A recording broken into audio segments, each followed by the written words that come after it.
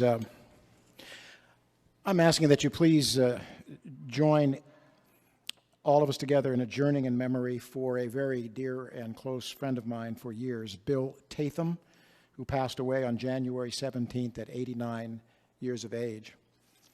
Bill's life began very humbly in a tank house in McFarland, where his parents worked as farm laborers in 1934. They came to California during the Dust Bowl, hoping for a better life for themselves and their children. Bill made a life for himself and his family that I'm sure made his parents proud. Bill and his wife, Erlene, met at a Christian event in 1953, family with deep religious and faith values that so oftentimes informed and guided their lives. They spent time in the Bay Area. He was working for Nabisco, the Continental Can Company and all. Bill moved the family to Fresno. He and his wife started a convalescent hospital that they operated out of their home. Over the next 65 years, under Bill's leadership, that little start became California's largest private nursing home organization. Bill also was a sportsman. He had ownership in the NBA and the USFL, United States Football League.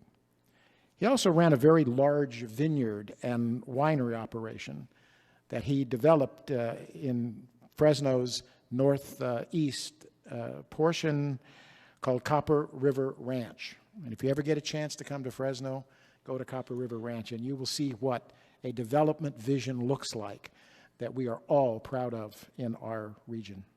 With his strong but quiet faith leading the way, Bill's life was his testimony. And on a personal note, Bill was one of my biggest cheerleaders, one of the people who helped me decide to run for mayor in those days. And his honest and decent life and his comments and his advice to me was something I'm going to be grateful for a long, long time. Bill lived his life an example to those in public life and in leadership, and he has left an incredible legacy. Because I think of his faith and the history from the Dust Bowl to